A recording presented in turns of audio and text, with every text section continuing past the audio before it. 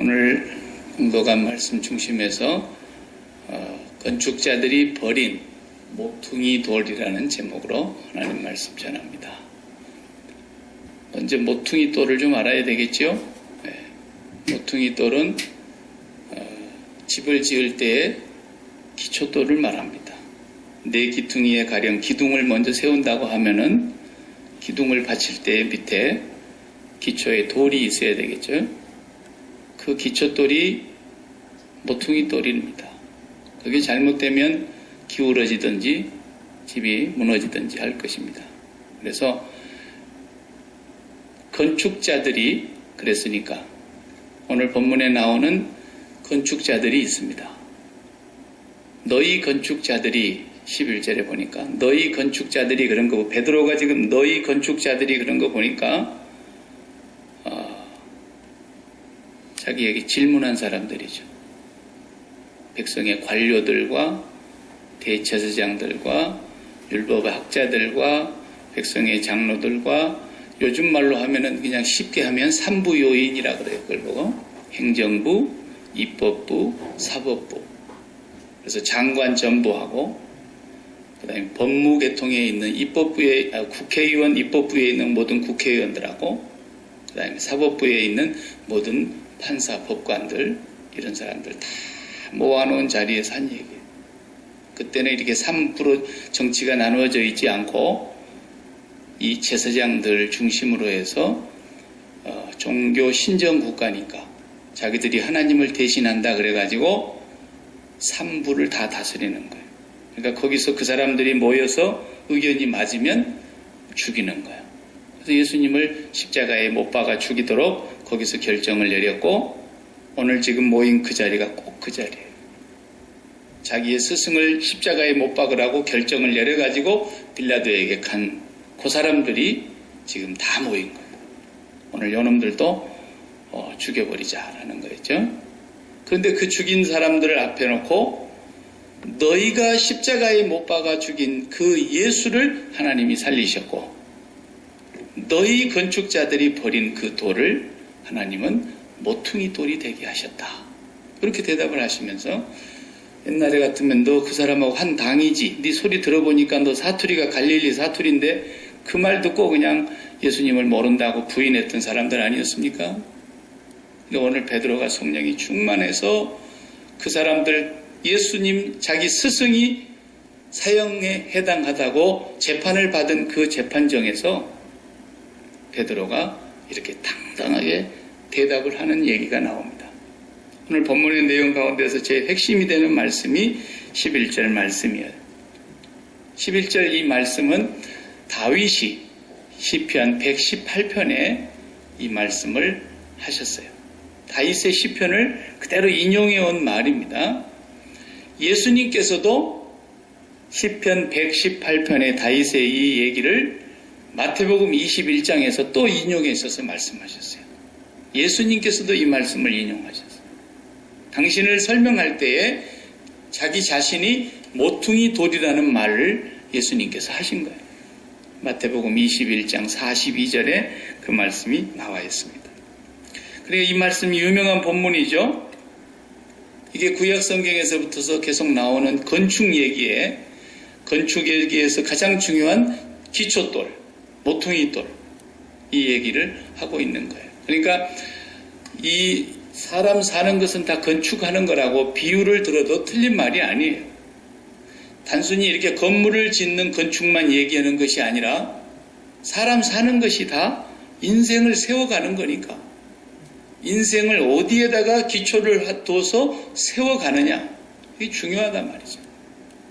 그래서 내 기둥에 기초돌을 놨다면 그 기초돌에서부터서 벽을 이제 기둥을 세운 뒤에 기둥과 기둥 사이는 벽돌로 이렇게 쌓아갈 텐데 그 모든 돌들이 모퉁이 돌에서부터서 붙어서 쌓아 올라가는 거예요. 모퉁이 돌 확 뽑아버리면 다른 거 다 소용없잖아요.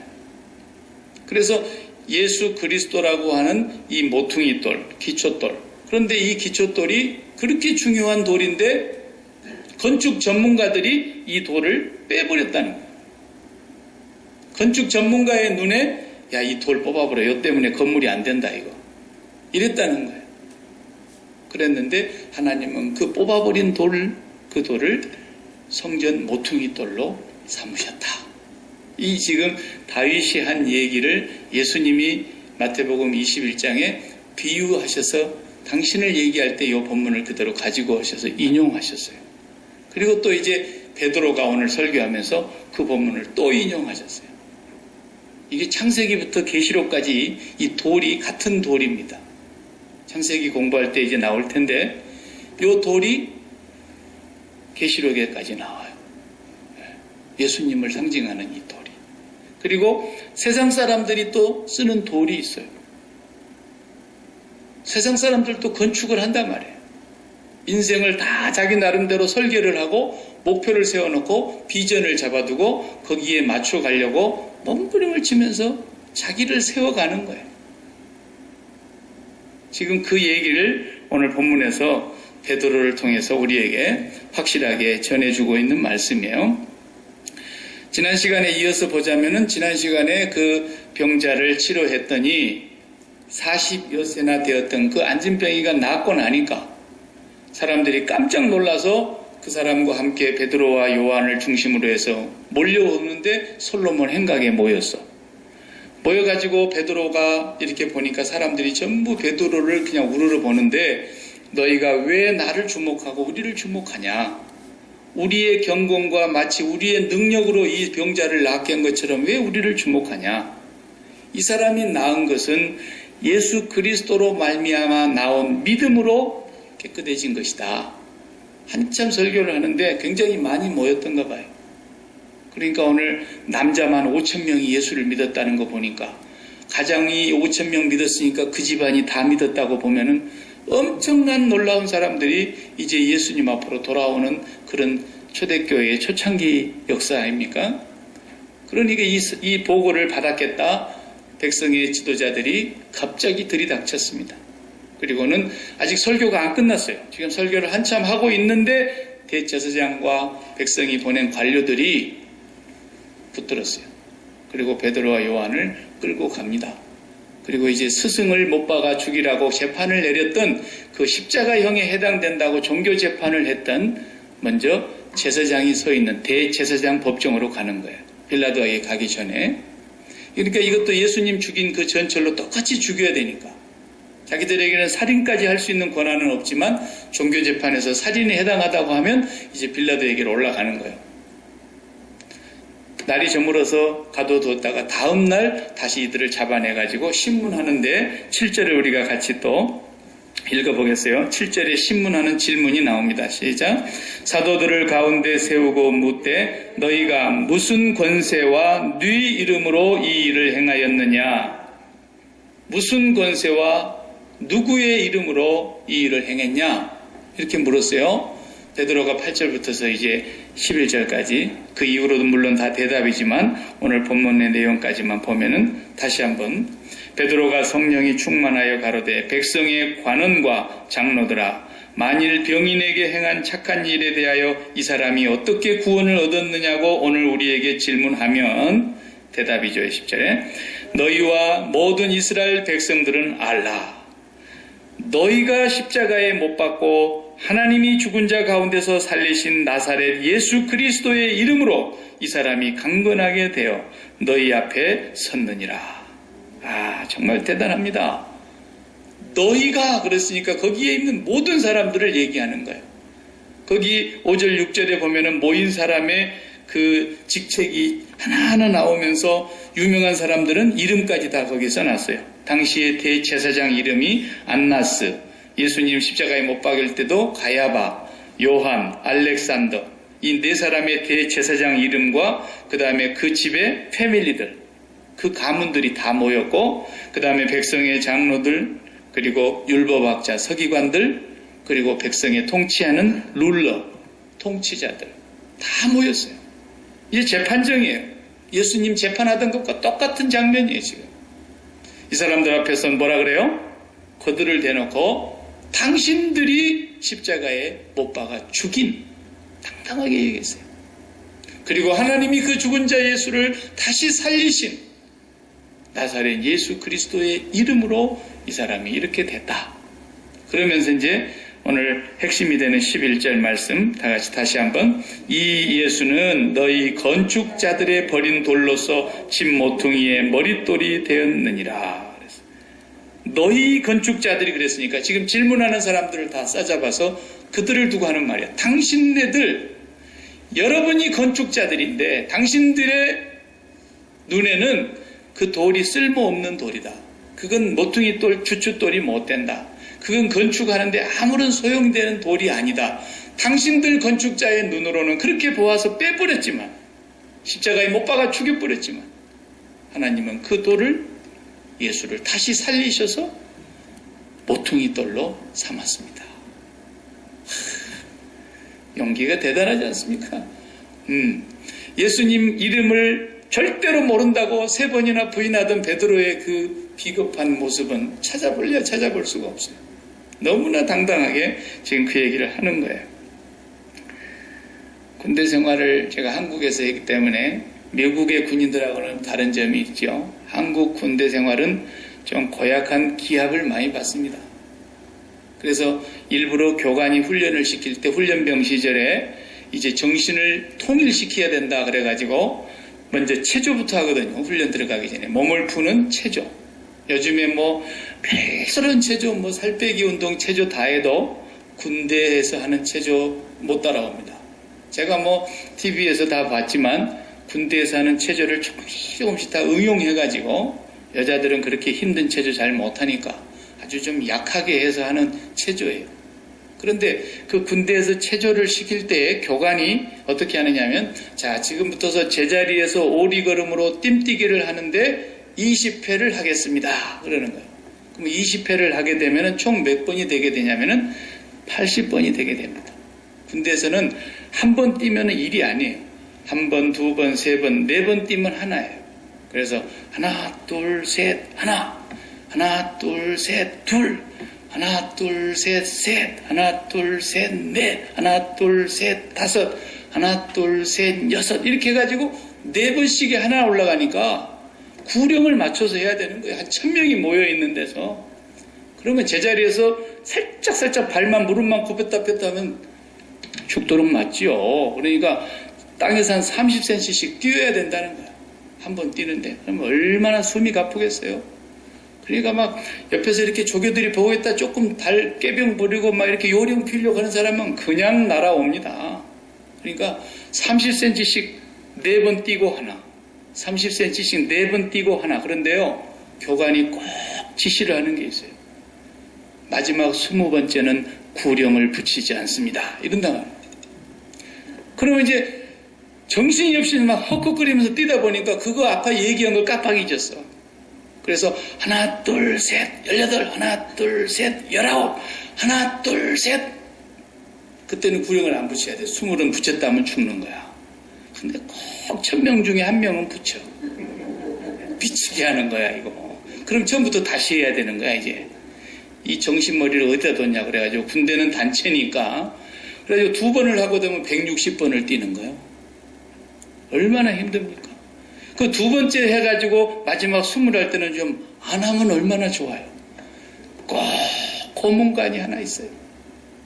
그래서 2번째 하는데도 다 같이 19 할 때는 일부러 길게 빼는 거예요. 19 그러면은 그 다음 하지 말라는 무언의 신호야 그게. 그런데도 꼭 20번째 해. 자, 그걸 군대 용어로 뭐라고 하냐면 저 고문관 새끼 그럽니다. 고문관. 그 어디서 나온 말이냐면 옛날 이제 6.25 사변 일어난 뒤에 우리 미군이 우리나라에 와가지고 정치를 하는 데나 모든 군사시설 이런 것을 다 이렇게 관리를 했잖아요. 지금도 하지만 그 미국에서 파견 나온 그 군인의 직함을 고문관이라 그래요. 고문관. 이 사람이 와가지고 뭐 한국말 할 줄 모르니까 그 영어 하는 사람도 거의 없는 군대 와가지고 한국말을 못하니까 그냥 한국 사람들이 대충 얘기해도 오케이 그러고 그냥 다 넘어가는 거야. 그러니까 고문관은 한국말 모르니까 그냥 고문관을 속이고 그러는 거죠. 고문관이 오히려 병신되는 거예요. 그냥. 그래서 똑똑한 고문관을 그때부터서 믿고 와서 하는 말이 아유 저 고문관 말 못 알아들으니까. 그래서 군대에서 정신이 흐리부해가지고 그때 숨을 하지 말아야 되는데 꼭 그 숨을 갖다 들이대는 그 애를 보고 우리가 저 고문관 새끼 저거 그런다고 군대 말로 쟤 때문에 죽겠다는 거야. 오늘 훈련해야 되는데 기한만 받고 있으니까 한 3번째 해야 이제 그때 가서 여러 다음에 숨이 안 나와요. 그럼 이제 정신이 통일됐다 그래가지고 또 훈련 들어가고. 무슨 얘기 하려고 그러냐면 예수님이 꼭 숨을 해버린다니까. 미치겠는 거야 그냥. 다 바리새인 교관이 나와가지고 20번째는 복창하지 않습니다 그랬는데 999명이 다 19 그러고 20번째 입 다물고 있는데 예수님이 20 딱 그래버리는 거야. 누구야? 그러면 이제 전부 쳐다볼 거 아니에요. 힘들어서 죽겠는데 20번 했던 사람은 전부 눈총을 받죠. 휴식 시간에도 그거에 막 왕따되고 말이죠. 어디서 이상한 놈이 굴러 들어와가지고 우리 정말 훈련 죽겠다 쟤 때문에. 예수님이 꼭 숨을 그러는 거예요. 거기서. 미치겠는 거 아니에요? 근데 3번째까지 시켰어. 이제 160번 하고 다 240번을 뛰어야 되는데 3번째 하면 또 숨을 하지 말아야 되는데 예수님 숨을 딱 그래버리는 거예요. 그럼 어떻게 되겠어요? 세상 말로 저 새끼 저거 왕따지 왕따. 학교 같으면 예수님을 그래서 죽여버리자 그런 거예요. 죽여버리자. 우리가 지금 이 집을 지어가야 되는데 이 성전 안에 하나님이 계시는데 날마다 우리가 이 성전에 와서 가르치고 이 성전에서 제사 지내는데 저놈만 이 성전에 하나님이 없다 그러지 않냐. 와서 그냥 들어 엎어버리질 않나 상을. 채찍으로 막 다 내쫓아버리질 않나. 돈 바꾸는 사람들 상을 들어 엎어버리질 않나. 다 여기 와서 조상 때부터서 아브라함 때부터서 모세 때부터서 이렇게 성전에 하나님이 계신다 그랬는데 쟤만 여기 하나님 없대. 너희가 이 성전을 허라. 내가 3번째 성전을 다시 세운다. 얼마나 눈에 까시냐고. 죽여버리자. 입이 딱 맞은 거예요. 그래가지고 재판정에 붙여가지고 그냥 만장일치로 사형. 그리고는 빌라도에 가가지고 무조건 십자가로 죽여주십시오. 당신이 이 사람을 죽이지 않는다면 이 백성들이 다 반란을 일으킬 것이고 당신은 그렇게 되면 가이사의 충신이 아닙니다. 이렇게 막 협박을 해가지고 예수님을 십자가에 못 박아버렸어요. 너희 건축자들의 눈에 쓸모없는 돌이라고 뽑아버린 십자가에 죽여버린 이 예수로 말미암아 하나님은 성전의 모퉁이 돌이 되게 하셨고 예수님은 계속 내가 성전인데 내 안에 들어와야 하나님 만나는데 내가 하나님 안에 있고 하나님이 내 안에 계시는데 계속 그러는 거예요. 저기는 하나님이 없는데. 그러니 1000명의 훈련생들 중에 교관이 바리새인이 딱 돼가지고 대제사장은 조교가 돼가지고 훈련을 쫙 시키고 있는데 999명은 일사불란하게 움직이는데 아예 하나만 고문관 녹화를 하는 거예요. 예수님만. 그래서 열외 빠져 죽인 거라니까요.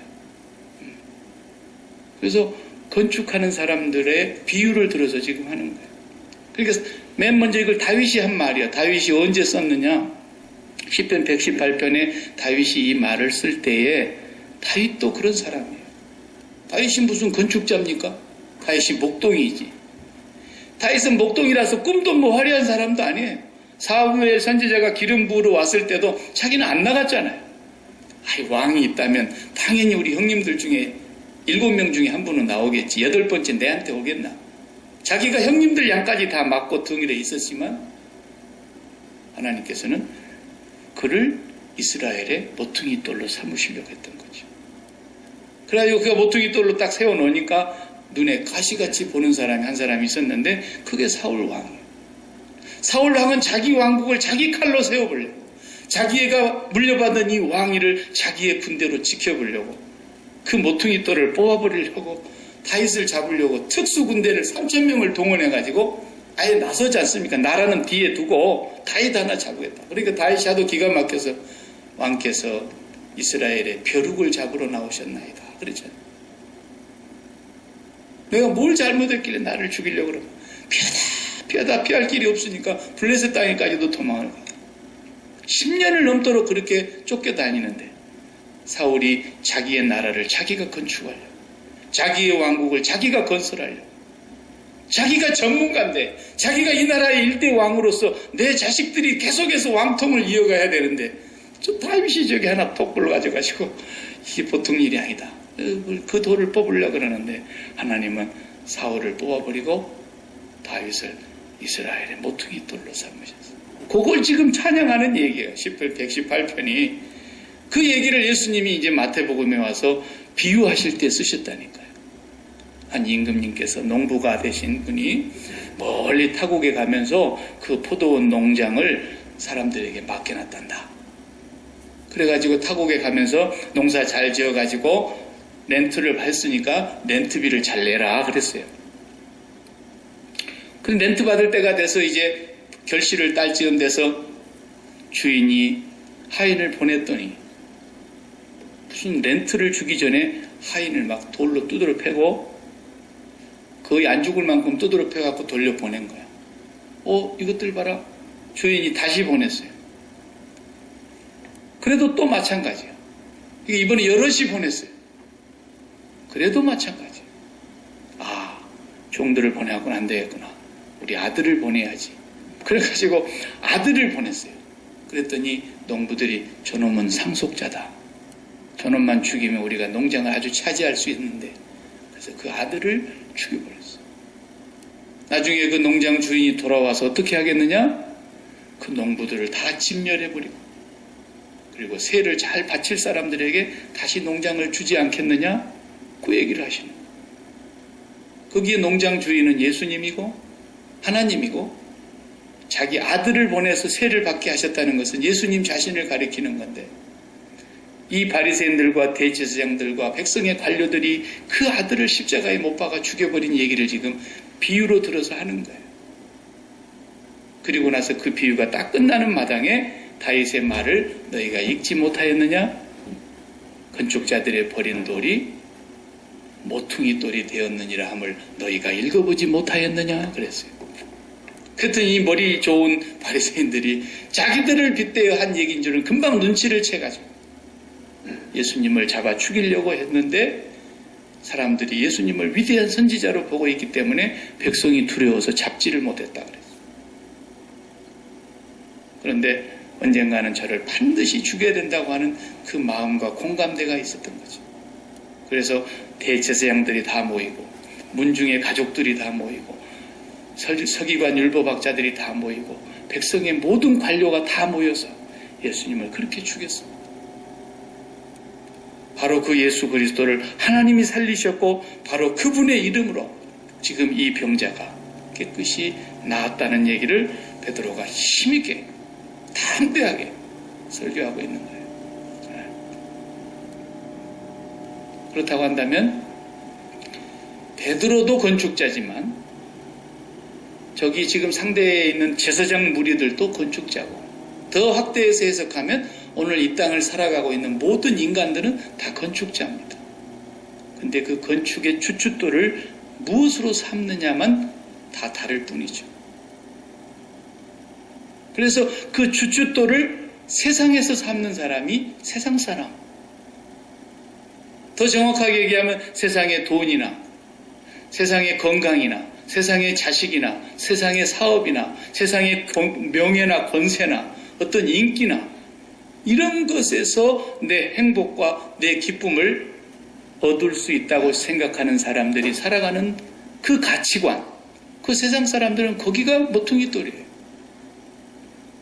더 정확하게 말하면 그것이 자기들이 믿음을 갖고 있는 믿음의 대상들이에요. 더 구체적으로 말하면 거기에 심장을 대고 있는 사람들이란 말이에요. 심장을 거기에다 이식수술을 해놓고 사는 사람들. 그러니까 그쪽이 심장이 돼갖고 있어요. 같이 붙어 있으니까. 거기서 숨을 쉬고 있고, 거기에서 기쁨과 슬픔이 희노애락이 교차되고 있는 거예요. 거기가 좋아지면 심장에 거부 반응이 없는 거고, 거기가 탈이 나면 심장에 거부방이 일어나서 숨통 막혀 죽게 되고 애간장이 녹게 되는 것. 그것이 그 사람들의 믿음의 근거고 믿음의 주춧돌인 거죠. 모든 세상 사람 999명이 다 여기가 복이다 그러고 말하는데 그 복이 뭐냐? 오복이라는 거예요. 그런데 딱 한 명만 999명 제외한 한 명만 예수님이 꼭 20번째 구령을 해버리면서 오복은 복이 아니다. 팔복이 복이다 그래버리는 거예요. 김새는 얘기를 하는 거예요. 계속. 또 교관이 너희가 성공하려면 너희 자신을 긍정해야 된다. 너희 자신이 높은 비전과 꿈을 품고 너희 자신을 향해서 주문을 외우고 신념을 가지고 하면 된다고 외치고 네 자신의 인생을 실현해야 된다. 이것이 세상 사람들이 말하는 주춧돌이거든. 근데 꼭 999명이 다 그걸 따라가는데 한 명 예수님만 아니다. 네가 성공하고 진정으로 행복하고 싶냐? 네 자신이 죽어야 된다. 네를 긍정하지 말고 네를 부정해야 된다. 네 자신을 부인하고 네 자신이 십자가에 못 박혀 죽어야 된다. 계속 그러는 거야. 그러니까 그 소리를 듣는 교관인 대제사장이 열받는 거야. 훈련생 1000번 여기 나와. 군대에서는 그러면 반 죽어요. 안 죽을 만큼 그냥 혹독하게 다루죠. 요즘은 이제 때리면 안 된다 그래서 때리진 않지만 진흙창에 그냥 미꾸라지 막 돌리듯이 만들어버리죠. 다란이 소금 풀어놓고 막 미꾸라지 돌려버리는 것처럼 만들어버리죠. 그런 거예요. 예수님이 꼭 초치는 소리만 하고 있는 거예요. 그러니까 여러분이 진짜로 어디에다가 세움을 입은 자들인가 분명하게 해야 돼요.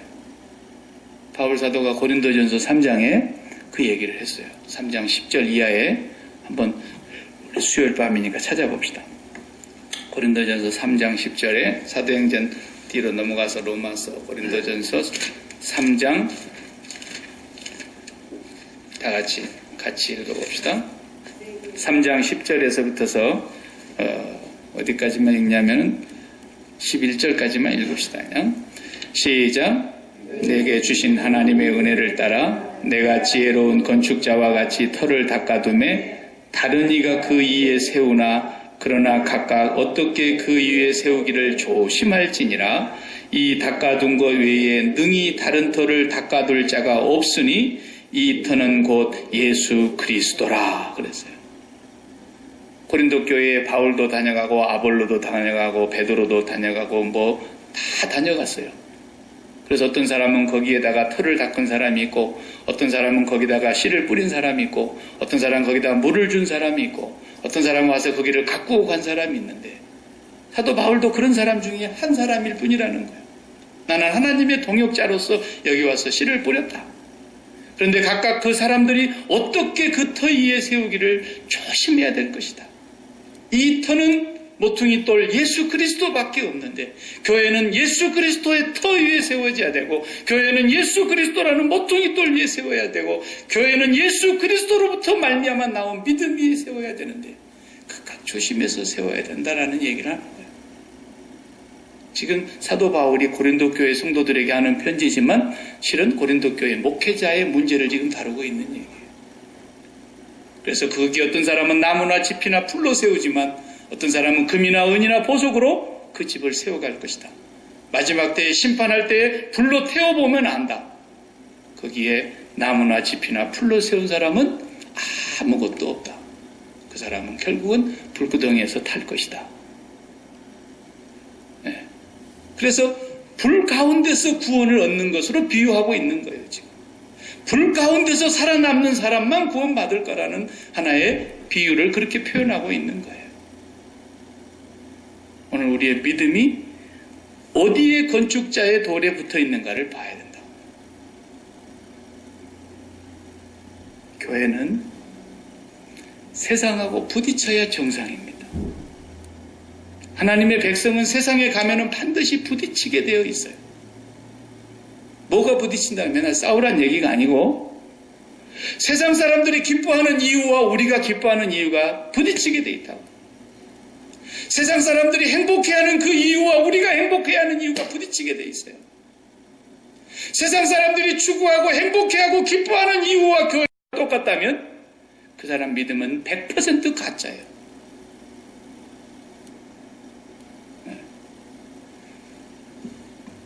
그런 사람은 박 목사의 설교를 들을 때마다 힘들 거예요.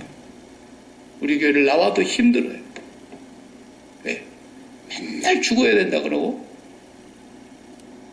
이 세상이 기뻐하는 그것에서 고인이 돼야 된다 그러죠. 사도 바울이 그랬잖아요. 세상에 대하여 죽고, 그 말이 뭔 말이에요? 세상에서 고, 박일규 이렇게 죽은 사람 앞에 고자 붙이죠? 세상에서 고인이라는 거예요. 세상이 나에 대하여 죽었고 나도 세상에 대하여 또한 그러하니라. 내가 그리스도와 함께 십자가에 못 박혔나니 그리스도가 죽을 때 나도 같이 죽었나니 그리고 나는 날마다 죽노라. 이 세상에 대하여 죽지 아니하고 이 세상에서 기뻐하고 이 세상에서 행복을 찾는다는 그 세상 사람들의 가치관과 내 행복의 이유가 같다면 그 사람은 세상에 속한 사람이에요. 가짜라니까요. 나는 단호하게 얘기하는 거예요. 가짜일 것 같습니다가 아니에요. 가짜예요. 죽어보면 아는 거예요. 죽기 전에 회개해야 되는 거예요. 절대로 세상에서 내가 행복의 이유를 찾을 수 없다고 하는 것을. 네가 절대로 세상에서 네 건축을 네가 스스로 할 수 없다는 사실.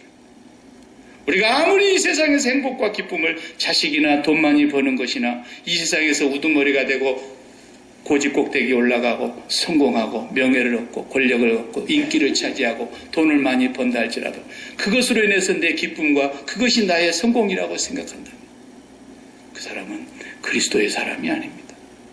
그리스도에게서 세워진 사람이 아닙니다. 그 모든 것들이 나에게는 없다고 해서 비굴하고 힘없고 절망하고 낙심하고 그 사람도 역시 예수 그리스도에 세워진 사람 아닙니다. 높은 자리에 올라가는 것도 좋은 것이고 낮은 자리에 있다고 해서 실패한 자가 아닙니다.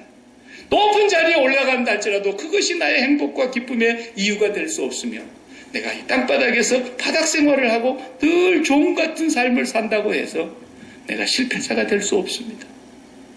나는 이 세상에서 행복의 이유가 없는 사람이고 이 세상에서 성공의 이유가 없는 사람이고 나는 이 세상에서 산다면 오직 살아도 그리스도를 위하여 죽어도 그리스도를 위하여 성공해도 그리스도를 위하여 실패했더라도 그리스도를 위하여 가난해도 그리스도를 위하여 건강해도 그리스도를 위하여 부자가 되어도 그리스도를 위하여 비록 가난하게 살아도 그리스도를 위하여 그 사람만 그리스도에 세워진 자입니다. 그 외에는 100% 가짜입니다. 죽어보면 아는 거예요. 이 설교를 들을 때마다 그 말을 듣고 가슴을 치고 하나님 앞에 회개하고 돌아오는 사람은 주님의 음성이 들리는 주님의 양떼인 것입니다.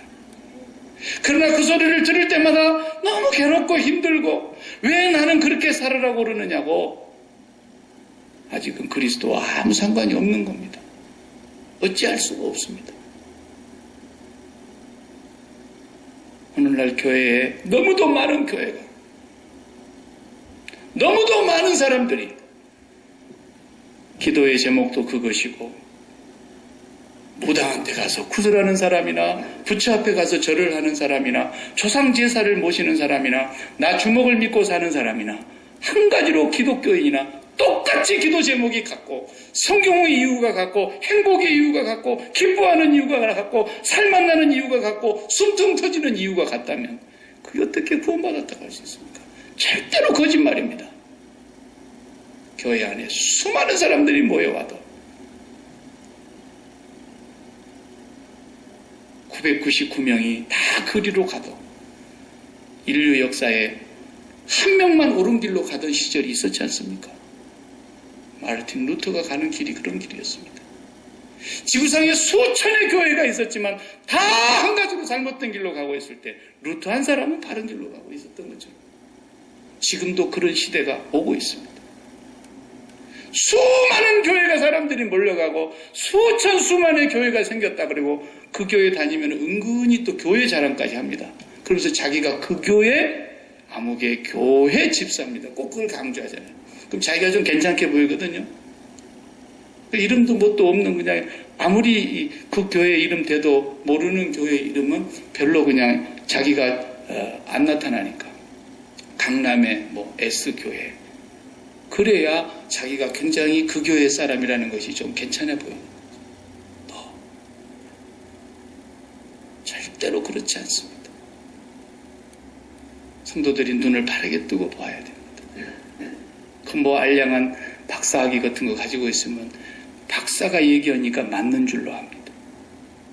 나는 박사들이 설교하는 거 많이 들어봅니다.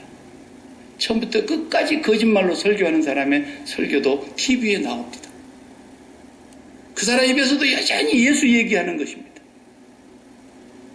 그래도 설교 같지도 않는 것 가지고. 저는 설교를 잘한 사람은 아닙니다. 그러나 뭐가 틀렸는지 옳았는지를 아는 것입니다. 자기 손으로 영어 한 줄도 안 쓰고 남의 손으로 빌려가지고 전부 영어 쓰고 처음부터 끝까지 또 썼으면 몰라요. 가운데 알맹이는 다 한글로 쓰고 앞에 머리 글자 프롤로그 조금 끝머리 조금 서머라이즈 해가지고 영어로 남의 손 빌려서 써가지고 1년 내내 학교 한 번도 안 다니고 딱 일주일 미국에 비행기 타고 와가지고 그 대학교 한번 이렇게 둘러보고 총장님 강의 한 2번 듣고 그리고 나머지는 미국 쭉 그랜드 캐년까지 관광 끝나고 나서 그 다음 박사학위 모자 딱 쓰는 그게 디민입니다. 목회학 박사. 99%가 다 그렇게 봤거든요. 1%만 자기가 진짜 공부해서 자기 손으로 논문을 영어로 다 써서 내는 사람들이 1% 정도 될까 말까요. 그래도 그런 박사학위 받으면 괜찮다고 생각하는 거죠. 네. 여러분 저도 그런 박사 되길 원하시면 저한테 누가 2만 불만 좀 갖다 주세요. 제가 2만 불 등록금만 내면 저도 받아올 수 있습니다. 그런 박사가 얘기하면 무조건 또 맞는 줄 알아요. 교인들이 왜 불쌍하냐? 그래도 그런 뭐 하나 달라붙으면 괜찮은 줄 알고 그 사람 하는 말은 박사가 얘기한 거니까 맞는 줄 알지만 여러분 눈을 크게 뜨고 정신을 차려야 됩니다. 건축자들의 버린 돌이 그 사람들 다 전문가였습니다. 그 사람들이 다 자기들 나름대로 인생을 화려하게 건축하던 사람들이었습니다. 우리는 아브라함의 자손인데 아브라함 때부터서 우리가 물려받은 이 하나님의 성전에서 우리가 이렇게 가르치는데 그러나 하나님은 거기에 계시지 않았습니다. 그래서 예수님 오셔서 그러잖아요. 야, 네가 아브라함의 자손이라고? 그러면 아브라함의 행세를 좀 해라. 너희 조상 아브라함은 나의 때 볼 것을 얼마나 바라봤는지 아냐. 하나님이 경영하시고 지으실 터가 있는 곳을 얼마나 바라봤는지 아냐. 너희들은 나를 모퉁이 돌 못 낸다고 뽑아버리지만 하나님이 지으실 경영하고 지으실 그 성의 모퉁이 돌이 나야 나. 아브라함은 멀리서 그걸 바라보았어. 네가 50살도 안 됐는데 아브라함 봤냐 그러니까. 아브라함이 나기 전부터 내가 있었지. 어차피 저주받을 것들은 절대로 안 들립니다. 그게 기회. 성경은 누구를 위해서 썼느냐? 하나님의 백성들을 위한 말씀입니다. 처음부터 끝까지 하나님의 백성들에게만 들리는 소리예요. 아무에게나 들려지질 않아요. 아무에게나 깨달아지질 않아요. 하나님의 백성들만.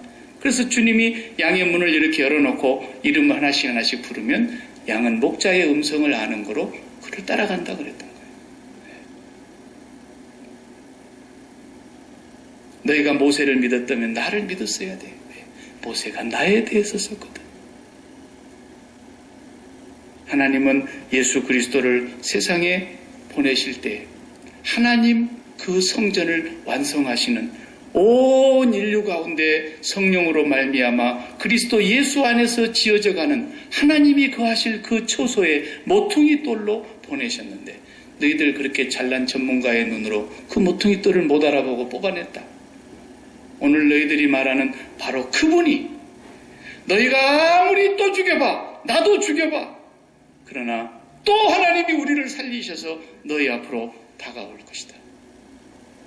또 죽여봐. 100번 죽이면 101번째 하나님이 다시 살리셔서 또 모퉁이 돌로 오실 것이다.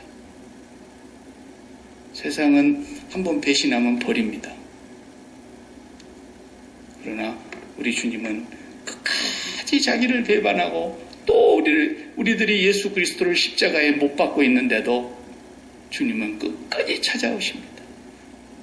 누가 예수를 십자가에 못 박습니까? 여기 바리새인들만이 아닙니다. 구약의 이스라엘은 어떻게 못 박았습니까?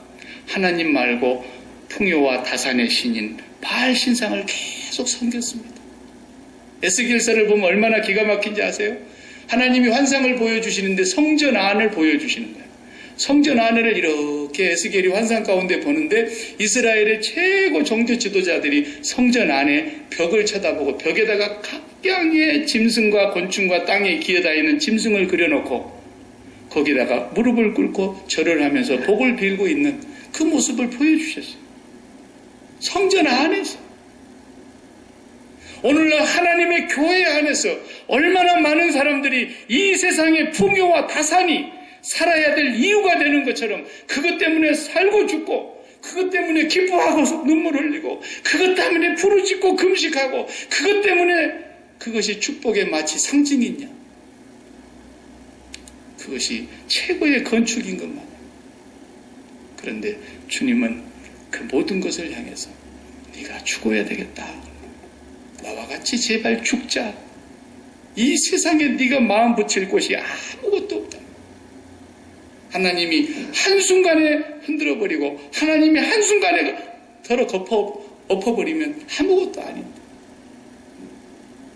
그래서 21장 우리 마태복음 한번 찾아보세요. 예수님께서 그 비유하셨던 오늘 본문 11절의 내용 21장 42절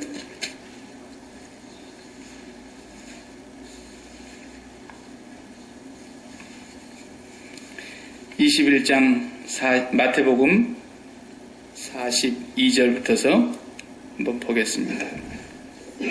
예수께서 가라사대 너희가 성경에 시편 118편을 말하는 거죠. 성경에 건축자들의 버린 돌이 모퉁이의 머릿돌이 되었나니 이것은 주로 말미암아 된 것이요. 하나님 아버지 주로 말미암아 된 것이요.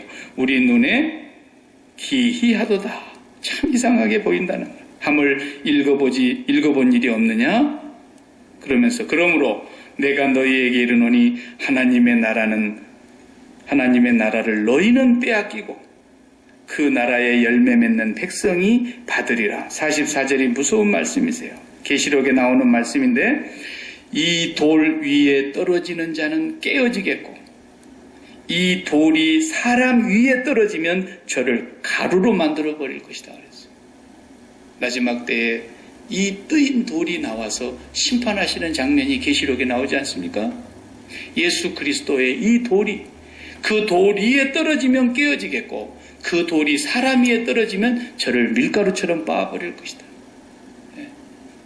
하나님의 심판이 앞으로 어떻게 임할 것인가를 말했어요. 그러자 45절에 눈치 빠른 이 대제사장들이 비유를 듣고 자기들을 가리켜 말씀하신 줄 알고 잡고자 하나 무리를 무서워하니 이는 저희가 예수를 선지자로 알미었더라.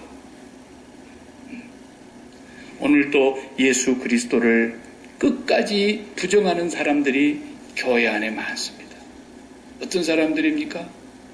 이 세상에서 심장을 붙여놓고 세상의 문제에서 호흡을 빨아먹으면서 숨을 쉬면서 이 세상에 빠져가지고 제가 해녀하고 물에 빠진 사람 비유 드렸죠, 지난 시간에.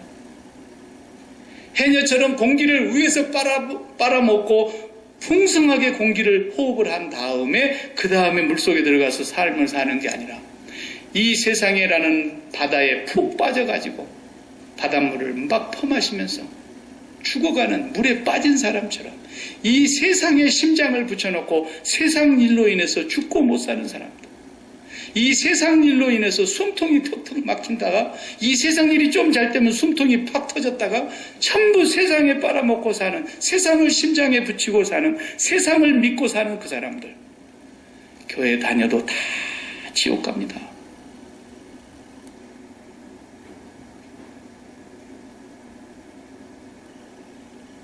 그런데 어떤 교회는 미국에서 제일 많이 모이는 교회가 지금 조엘 오스틴이 끌고 가는 교회입니다. 적어도. 그 교회는 성경하고 정반대로 얘기하는데도 왜 이렇게 잘 모여요? 도대체 어떻게 하길래 그렇게 모이는 거예요? 예수님은 자신을 부정하라 그랬는데 너를 부인하고 네가 십자가를 지고 나를 쫓을 것이니라. 그렇지 않으면 내게 합당치 않다 그러는데 거기는 자신을 긍정하고 긍정의 힘이라는 책을 썼어요. 내가 쓰레기통 갖다 다 버려버렸지만 그 다음에 또 잘 되는 나를 썼어요. 그 다음에 더 잘 되는 나를 썼어요. 그리고 나하고 CNN에서 무슨 인터뷰하는 거 가만히 보니까 나는 예수 그리스도로만 구원받는다는 말은 못합니다. 계속 그러잖아요. 예수로 구원받는다는 말을 하면서도 그러니까 CNN의 그 앵커가 계속 묻는 거예요. 유대인은 어떻게 됩니까? 난 잘 모릅니다. 이슬람교는 어떻게 됩니까? 난 잘 모릅니다. 성경에 예수로만 구원받는다면서요. 예, 예수로 구원받습니다. 만자도 꼭 안 쓰더라고요. 그러니까 어떤 교인이 너무 한심해갖고 교인이 전화가 왔어. 인터뷰하는 거기서 이제 자 시민의 소리를 들어보겠습니다. 그러니까 그 이쪽에 CNN에 안경 크게 쓰고 나와가지고 약간 그 나이 많이 잡수신 그 앵커맨. 그러니까 존 메가더 갈보리 처치 존 메가더 목사님이 나와가지고 사도행전 4장 12절을 딱 대면서 다른 이로서는 구원 얻을 수 없습니다. 천하 인간에게 구원 얻을 만한 다른 이름을 우리에게 주신 적이 없습니다. 분명하게 얘기를 하는 거예요. 그러니까 유대인 랍비가 또 전화해가지고 막 싸우대요. 유대인은 그럼 구원 못 받는다는 말이냐고. 그러니까 존 메가더 목사님이 성경에 말하기를 대꾸도 안 하는 거예요. 성경에 말하기를 다른 이로서는 구원 얻을 수 없나니 천하 인간에게 구원 얻을 만한 다른 이름을 우리에게 주신 적이 없다고 한 것을 나는 믿습니다. 사도행전 그 다음 이제 12절입니다. 그게 다음 시간부터 할 거예요.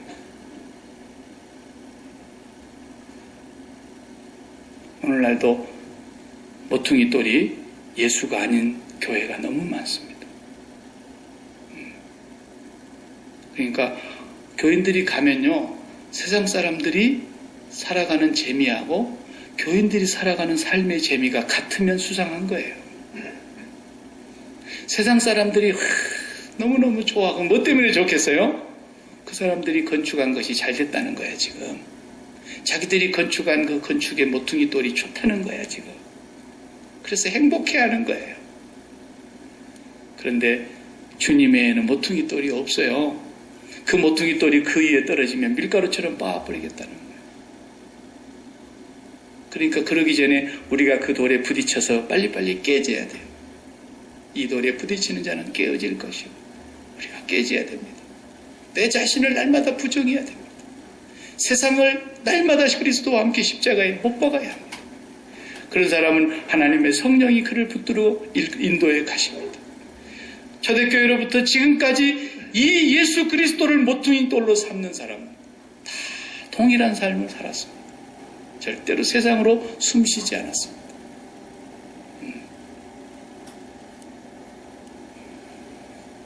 그래서 우리가 이 세상에서 더 깨져야 되고요.